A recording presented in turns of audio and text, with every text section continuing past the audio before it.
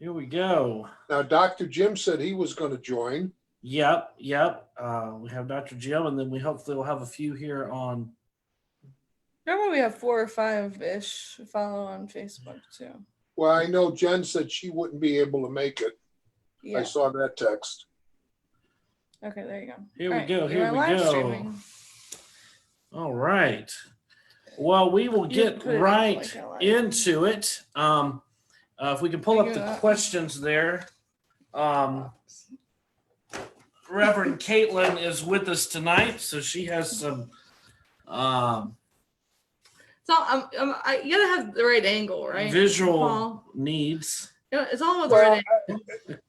Caitlin, it's sitting on a picture album on top of an ottoman. It's not a permanent. It's not a permanent, and it's the angle that they provide by folding it back, so it's at a little bit of a slant.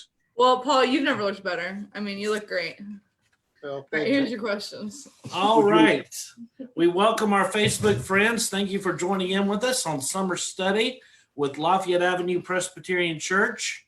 Our theme has been social justice, themes in Scripture. Our Old Testament text has been Micah 6:8, perhaps a common anthem for some. He has shown you what the Lord requires, but to do justice, love mercy, and walk humbly with thy God. And then our John chapter 2 text of the story of Jesus overturning the tables and his righteous anger toward unjust business practices and corruption taking place in the marketplace, but particularly in the church in that day, and the connection between the two. So looking at New Testament text, looking at Old Testament text, and then our document of study is Dr. Martin Luther King's letter from the Birmingham jail. So we've made it on page 4, at least with the document I have. We just made it through the paragraph, one of the more famous paragraphs about the white moderate, Dr. King's critique that perhaps it's the silent, non-supportive white moderate that is going to be, one of the things that we look back on and regret the most, and maybe more problematic than even those who have clearly went to the dark side of the KKK or radical groups like that. So a very strong challenge from Dr. King. So our first question tonight, we'll start off, and we'll have others join us. Those of you joining us via Facebook, of course, please put questions, thoughts. We want to interact with you. Dr. Jim is on Facebook. Oh, Dr. Jim Martin is on Facebook Live, I see, as is Patty. Christopher, welcome. Thank you for joining us tonight. So we'll get into our first question as we want to honor our time. Number one, in understanding the scriptures that we've laid out, Micah 6:8 and John 2, how does the scriptures, and you can bring in other texts, I mean, that's fine as well in this conversation, but thinking about the scriptural mandates that we've studied so far, how does these scriptures relate to Dr. King's letter? Do you mind if I go back to it? You're our only student tonight, Paul. I guess I'm gonna reference the movie Gandhi again, which I realize it's historical. It's not accurate word for word. And I read from about the middle of page 4 where I thought we left off. I got over into page 6, and it's all about the white moderate. And he seems to me to be saying, you need to take action. The question is, what kind of action? And he lays out a contrast between the forces of hate and violence and the forces of nonviolence and love. And I reference Gandhi because there's a scene, and they throw a lot of words, and they were words we had to make sure our students, we used to watch it in Global, and somebody says something about passive resistance. And he says, this is not passive. You have to take action. And there's another scene where he's going to make a dramatic march, and he gets caught up with an American reporter who's reported on him for a number of years. And the reporter says to him, what happens if the British, he's fighting for independence, what happens if the British don't do anything, if they don't respond? And he says something like, and he's got a British Indian accent. He said, something for your notebook. You have to continue to take action until you provoke a response. And again, it comes back to how? Love and nonviolence, or hate and violence? And he gives us he gives us a warning in there. And by the way, I'm not saying this is easy. This is not something that comes natural to me.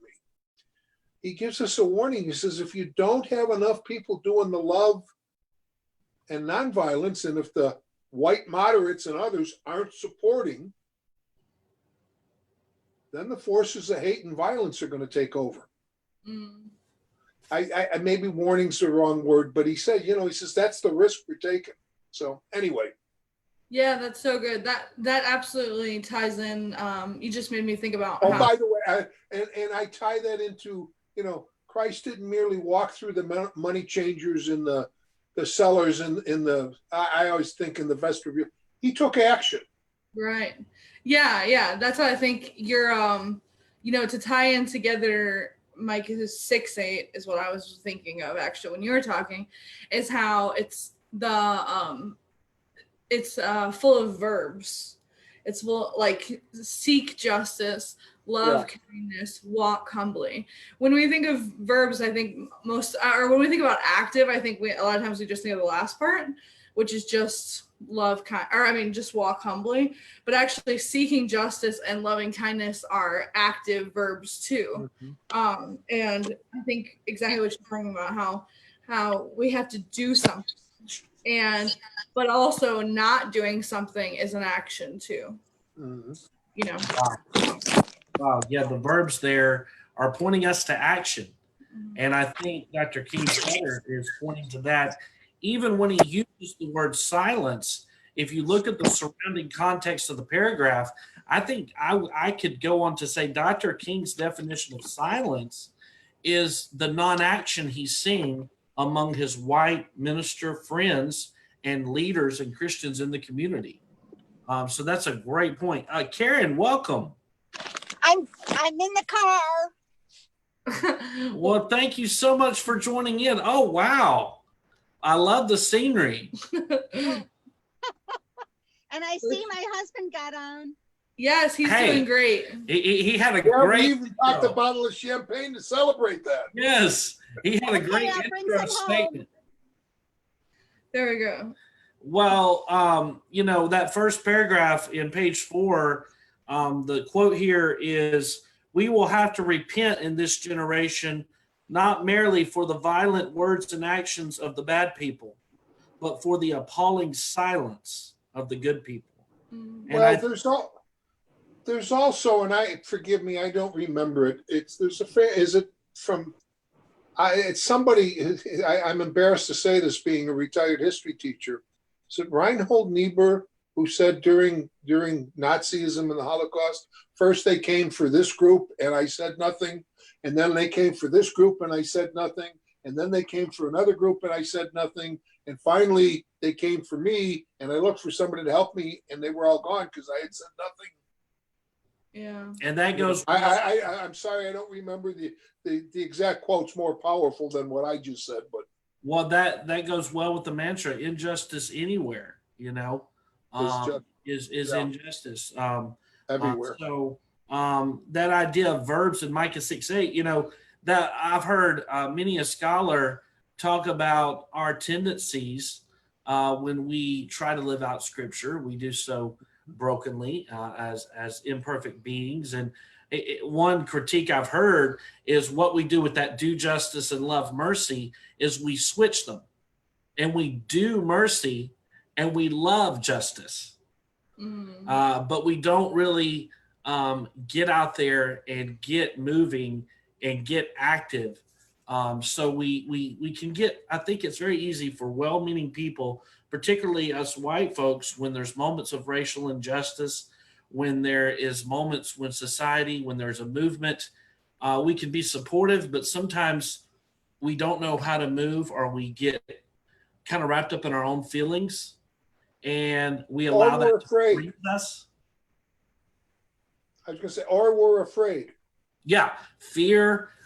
There's so many dynamics there. So looking at Dr. King's words here and thinking about that reminder that the call of Micah 6:8 is to do justice. Yeah. So, that's been a question on my heart at this point. I think some of my initial reactions to this movement was to make sure to listen first, to watch for the leaders of the movement and not try to take off myself, and instead listen to Black leaders in the community and pay attention to what's going on.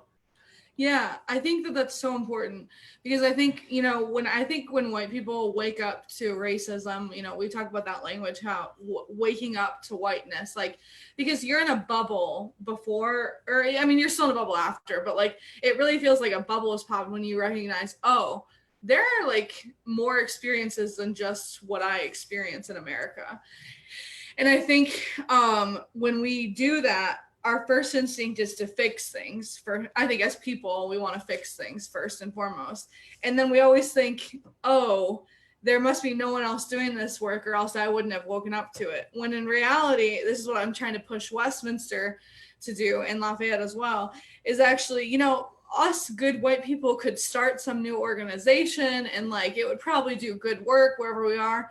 Or we could just go and support people of color who are already doing good work in the neighborhood, probably already have an organization started, have already done a lot of the hard work of like getting an organization started, writing bylaws, getting a name, getting a time together, and things like that, and go and support them instead of doing our own thing. Because when we do our own thing, it's subtle, and it's condescending. It's microaggression, but it's saying, I know how to solve your problem better than you do. Yeah, I was going to say there's an old, I can't lay my mind on the exact, but there's an old thing about missionaries, and I don't know, Micah, when you were over in South Africa, if this fit or not, we want to go in like and take over and let us show you the way. Right. And sometimes that turns off when it's rather, what can I do to support you or to help you? Right. And that's where history comes in, teacher, because when we realized the history of colonization, that we came and took over places and had a Bible in one hand and had a slave whip in the other. When I finally realized that history as a young Christian and someone who wanted to be a missionary and go to all the world and tell the story of Jesus, realizing that history made me realize that there is a real sensitivity that's needed when we realize how often this good news has been used violently toward people groups. Well, especially when we recognize that actually we thought white mainstream churches, even the PCUSA, thought we were taking Jesus to Africa, or we were taking Jesus to South America, or we thought we were taking Jesus to Asia, when really, actually Jesus was already there, because Jesus had fleed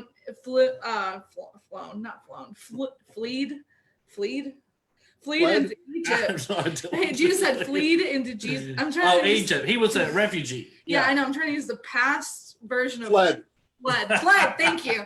Jesus had fled into Egypt, and also Paul's first. If you look at where Paul first traveled to, when I went to India, I was at a church there in India, and they talked about how the missionaries, arrived to India and said, "Oh, we have this new guy to talk to you about. His name is Jesus."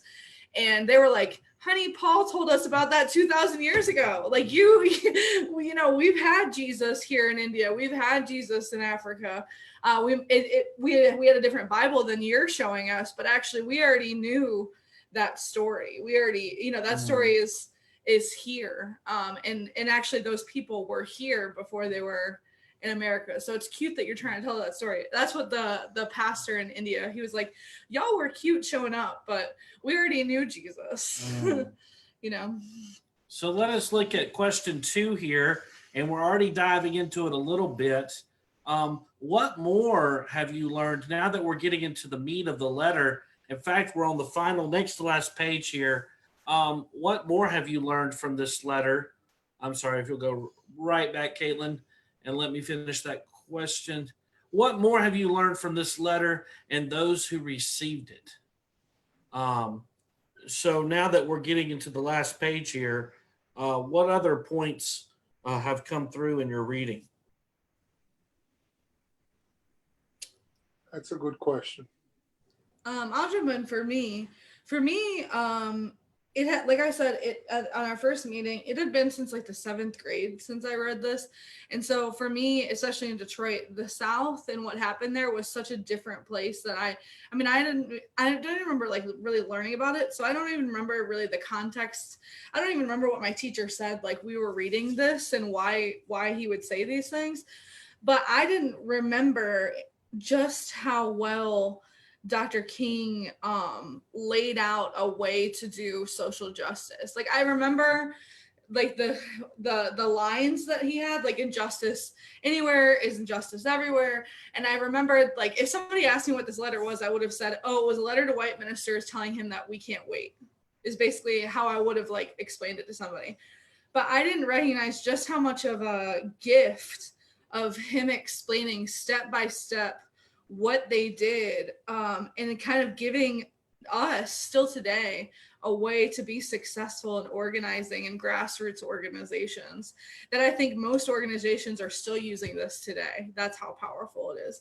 So for me, that's kind of what one of my big takeaways is, recognizing, you know, how much of a grassroots organization bylaws almost. It's a real template of social justice work. It's a template for grassroots movements. And it's remarkable how relevant it is today, both in wonderful ways and sad, lamentable ways that it's still relevant to today.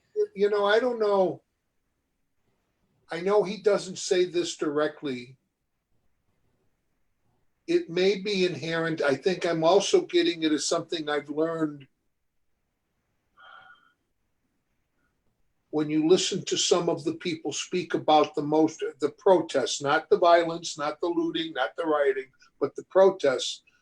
And you listen especially to African Americans who aren't, you know, they're not necessarily the Martin Luther King. They may be the athlete who's involved or the actress. And I think inherent, and I think he kind of maybe does this more by, what's the word I want?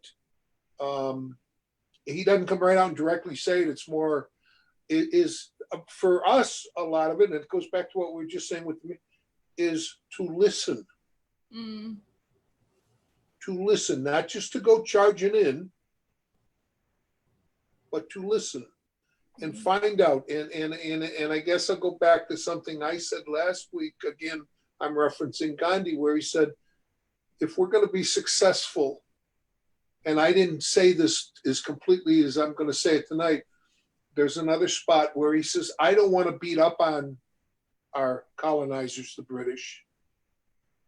I want them to feel our pain. We're going to be much more successful if they see what their injustice is doing to us and they feel it with their hearts. I'm adding words, but so, you know, and I think that's part of the listening. We have to first come up as best we can with understanding, like we've walked in their shoes, what they've gone through. Amen. We must be moved to empathy. I was going to say the gentleman who was killed in Atlanta, a day or two after, you know, and they have attorneys, and the attorneys brought the family, and cousins and nieces spoke. And yeah, there was some anger, but what struck me the most is you could see that they were people in pain, in agony over losing, their uncle and their cousin, and however they were related. Paul, that reminded me of when the Charleston 9 happened. I don't know if you remember when when the family members of the Charleston 9 came forward, and Dylan Roof was there in the courtroom, and they had a chance to speak. And they said that they forgave him. And the power of those women and men who did that, I couldn't have done that. I try and think of that happening, and I don't know if I could do it that fast. Maybe with some time. Maybe in time. But the faith that they had, that called them to do that, is just was just such a powerful thing that I think, for them, I don't know, that by doing that, they were doing that for a lot of different reasons, mostly probably for their own, to be able to move on, to have grief, and move forward, but also with the hope that maybe he would see them as people who had pain, and they did it while they were crying, like to maybe see, this is what you did, but you I don't know. Oh, I heard one of the family members speak of, I'm not doing this on my own. I'm doing this in memory of the person that you killed, because that's the kind of person they were. And they asked me to be grandchildren and children of the deceased, living out their testimony. That hit me really, really personally, because that was a Wednesday evening service in a small little congregation. And I grew up, as the pastor's kid. I had to go not just on Sunday morning when the big crowds came, but on Wednesday night when it was raining and nobody felt like going to church, and all my friends were, trying to play baseball, and you go into that church, and the people that are there and are faithful on those Wednesday night prayer meetings are the salt of the earth. I mean, those are the people you see in the streets, feeding the naked, feeding the hungry, clothing the naked, caring for the destitute. They're the deacons and the elders. They're the ones that show up when nobody will, to turn the lights on and to be a part of the ministry. And so to think of those kind of leaders in the community being the ones gunned down for the color of their skin, just affected me in a real personal way. We took a youth group to Charleston to worship with a Black Presbyterian church in our denomination, to worship together, to do mission work together. We visited a plantation where there's still slave quarters standing, and we learned hard history together as a diverse youth group. And I know that left a mark on that entire church and group, and I know it left a mark with me to visit the very grounds. Actually, one of the plantations that we know of the person who committed those horrific murders was at, and had displayed one of his horrific renderings of the apartheid flag from South Africa and the Confederate flag. And the fact that he put those two flags together is enough for me to denounce that flag for all time. Yeah, but I think those families, to get back to the letter, those families were extremists in love, and extremists in forgiveness, and extremists in justice. Even in the letter, it says, love your enemies, bless them that curse you, and pray for them that despitefully use you. Was not Jesus an extremist in love? When he was on the cross, wasn't it, Father, forgive them, for they know not what they do? Again, I couldn't imagine doing that. Well, I can't imagine being on a cross, but Dr. King, in that paragraph before, is talking about nonviolent direct action, which is part of the movement. And he talks about here, he says, if our white brothers dismiss us as outside agitators and rebel rousers. And here we are working through nonviolent direct action. What kind of actions will they permit? That speaks a lot to today. Yeah, can we not at least, as you said, Paul, be engaged in action that's nonviolent in supporting justice for our friends of color? Right, because Martin Luther King, not in this letter, but later on, he says that the reason why riots happen is because basically people don't listen to peaceful protests. Peaceful protests don't get the news. People, and so he says that riots are the voice of the unheard. And what he was saying, if white people listened when like Colin Kirkpatrick, not Colin, what's his last name? Kaepernick. Kaepernick, had a peaceful protest and that we had problems with that. Then like there's the other peaceful protests. We have problems with that as white people. And so I think that's what he's getting to is like, what action will you support? Because you say you want everything to be peaceful, but if everything's peaceful, then either you don't listen, or even if it is peaceful, you say, oh, that's not the right way, you should do it. That term rebel rousers, that's a book by Desmond Tutu. That's somebody that was called that same term in South Africa. So that's another apartheid connection, the same type of oppression. And, he would lead the same kind of nonviolent protests. Do you want to tell them your story? Paul knows about my time in South Africa meeting Desmond Tutu. You asked him about this letter. Well, I did get to ask one question, and it is relevant to this letter. I was sitting there having coffee with Desmond Tutu, and thankfully I had written a question in case I had this opportunity, which it was a variety of reasons how I had this opportunity. I'll explain later. But I said, Archbishop Tutu, I'm from Birmingham, Alabama, and as you know, Dr. King had, great moments of fighting for justice in my home city and state. And he wrote a famous letter from the jail in Birmingham. And I wondered if you would compare that letter to the one that you wrote to Soweto shortly before there was an incredible, horrific moment of violence where teenagers were gunned down from the townships who were protesting the racial injustice. Before that happened, Tutu had written a letter to the powers that be in South Africa and said, brothers and sisters, if we don't do something about the injustice, something horrible is about to happen. The anger is rising in the townships. The injustice is becoming too much to bear. Please, let's work together to end this. And then, it was not received. It was not responded to.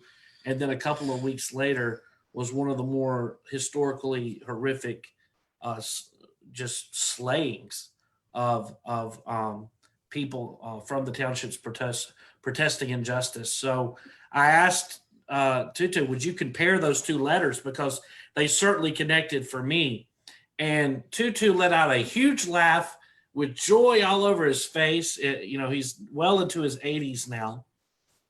And he said, oh no, son. Dr. King's I'm not on Dr. King's level. Walk humbly. I was going to be like, you won the Nobel Peace Prize. But that showed the humility that he led his whole life. Yeah. That showed me something about the humility that it took for him to be so persevering in this work long term. So when are you going to use your connections to bring him to Western New York to speak to us? I need to send an email to my friend who had that introduction take place. He is in South Africa. We see each other on Facebook. I'll shoot him a letter and let you guys know how that church is doing. And we'll see what can happen from there. So let's go to our last question here, Miss Caitlin. Time is moving on. It always does in this rich conversation. And question number 3, back to really where we started with Paul talking about action. And the third question is, how can we do justice and not just love justice? How can we do justice and not just love justice?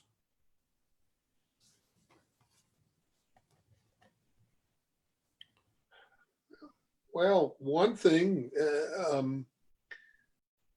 I wouldn't do it all the time. I've done it, Karen and I have done it a couple of times, is join the march.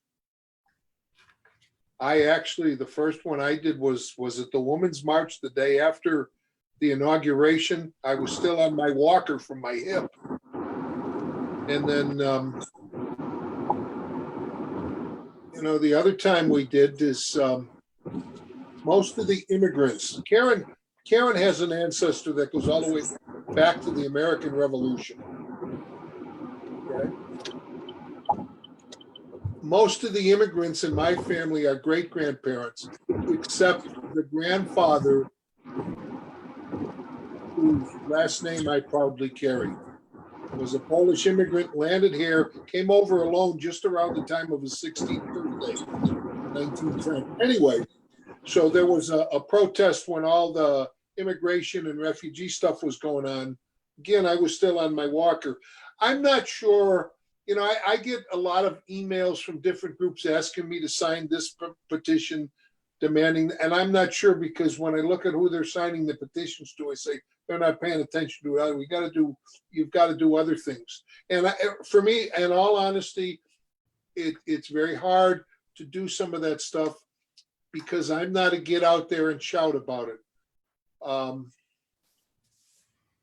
I would like to think, and I'm not totally comfortable saying this, I would like to think some of the things that I'm involved at a church with, the charitable drives, the food drives and stuff, is trying to do justice, but I'm not sure that's enough.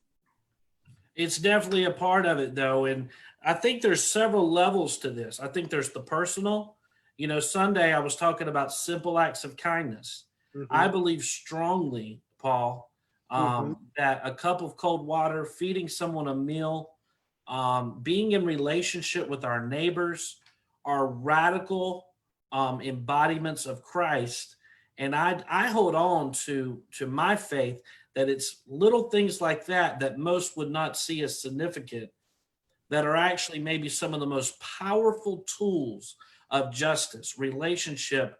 I know my best friend in seminary, Reverend Brandon Perkins, a powerful minister, Black minister and educator. Our friendship has changed me forever. Okay. He's not only a friend, but a mentor. And someone who took me in at seminary when I had a lot to learn about this arc of justice and what it meant to be a really good ally, and his grace and patience with me, which we laugh many times over some of the moments of awkward conversation we had. But it changed my life forever. Personal relationship can do that. Secondly, corporate. How can we as a church, maybe making our building available, or creating a statement against racism, or are looking to start an anti-racism task force. I've heard several members talk about that. And then citywide, the marches that you've been to, Paul, when you're physically able to show up to rallies. But there's ways you can do that from home, calling on the phone, challenging our city leaders to take police reform seriously.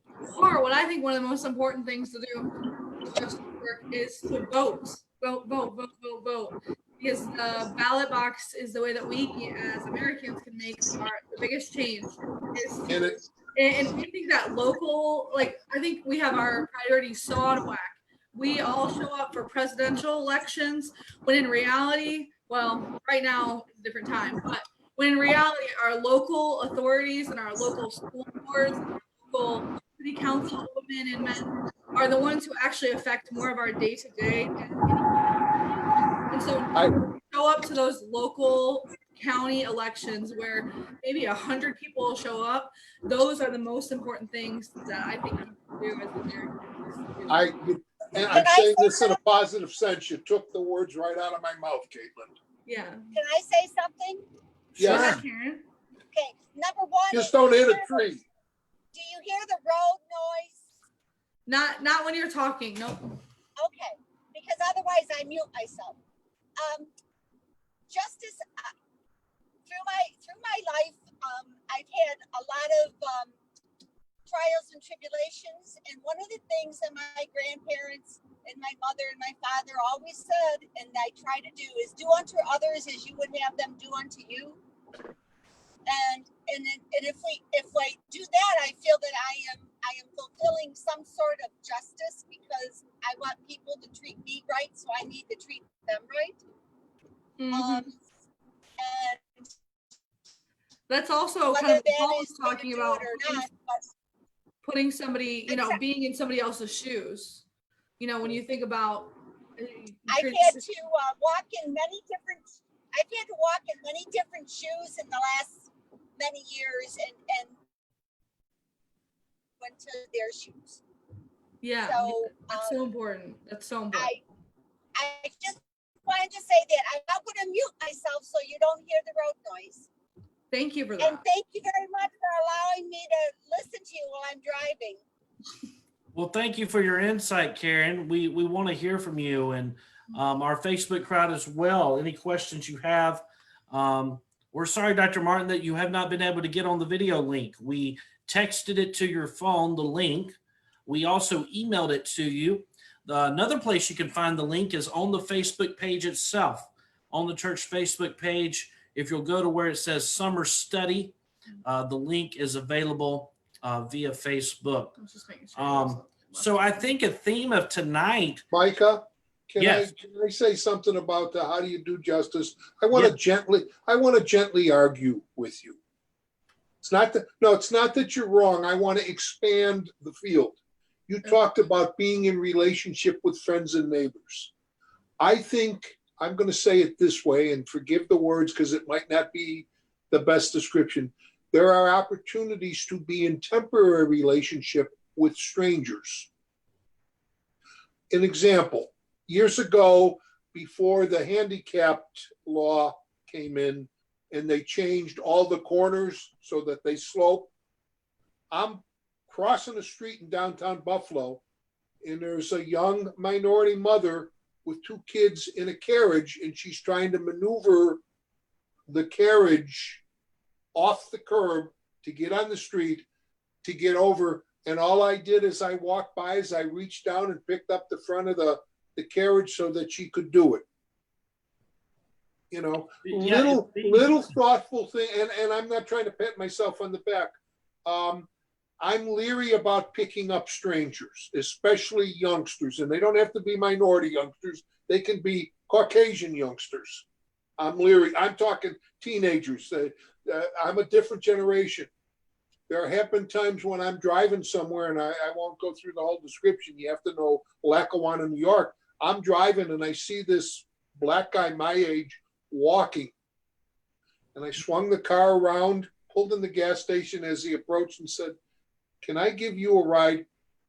Where he was going was he was in from out of town. He was walking to see a friend about 3 miles away, and this is already like 7 o'clock at night. So by the time he would have gotten there, and the irony is, it was the block over from where my father grew up. Wow. But just a little. I mean, I had the time. I wasn't rushing to the doctor or worse yet to a fast food place to eat. But there are times when we have opportunities to treat people as we would want to be treated, to kind of step out of our own comfort zone just a little bit. I mean, in today's world, unfortunately, you have to be careful. And I have a philosophy. And I'm a bit of a dinosaur. There are women who look at me, "What are you holding the door, you male chauvinist?" But if you hold the door open, and I'll do it for a man too, and smile, maybe that makes their day better, and maybe then they pass it on. That was just what I was about to say.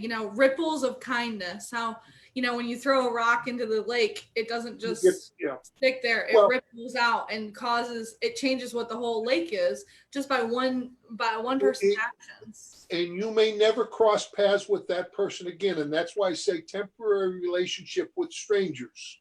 Yeah, absolutely. But, I I think there are opportunities to do that. And they I'm gonna cost be- nothing. I'm gonna be idealistic now. If we all did that once a day, what a difference that would make. I'm expanding it beyond but in our community, our society, in the world, et cetera, et cetera, et cetera. Yes. And I also think it would help us just a bit to understand kind of walking in their shoes. Yes, we must work on that, and it's all about relationships. I love that in our actions, in our voting, in our rallies, but let's not forget the personal element that's part of that doing justice. If we go to all the rallies and then we go home and we're not making eye contact with a stranger because we're in such a hurry, that's an excellent point. Excellent point, Paul. Thank you so much. We're going to take a break next week with the fourth weekend. We'll be back on July the 14th, Tuesday evening. We ask you in that time to finish your work on the letter. Let us know in the week by email any questions or thoughts you have. I'm excited about where this conversation may go, whether it be a task force or a committee, or maybe something else. What is God calling us to be in our personal lives and as a church? So when we come back, we will have a new theme for July. So we'll get that to you ahead of time at what our new theme for July will be, and then August. And we'll be inviting our sisters and brothers from Westminster Presbyterian Church. What was that? At some point, yeah. At some point. We have to work through a committee right now, so Yes. everything kind of got slowed down on our side. But Yeah, our bigger sister church has to get all this committee stuff figured out. But once they Oh, do, we're so small, we're a committee of the whole. yeah, exactly. So thank you all for your conversation. We will see you in 2 weeks, summer study. We'll have a new theme. Of course, we continue to encourage you to use Dr. King's letter, and we pray that it will become part of our confessional creed in the Presbyterian Church. That is something that has went before General Assembly because I believe it is a prophetic document that is still very relevant today in our personal lives, in our cities, and in the church as part of our confession that we will not be silent, and furthermore, that we will be active in justice from the greatest actions to the smallest little drops of kindness and moving toward humanity. I mean, that's what we need. And I think about our young families in our church. I think in today's cruel world, maybe the most radical prophetic thing you could do is raise a child to be kind. I mean, if you're raising a young man or a young lady to care for others, that's radical love in a world that's all about money and power and exploitation and who can get to the top of the mountain first.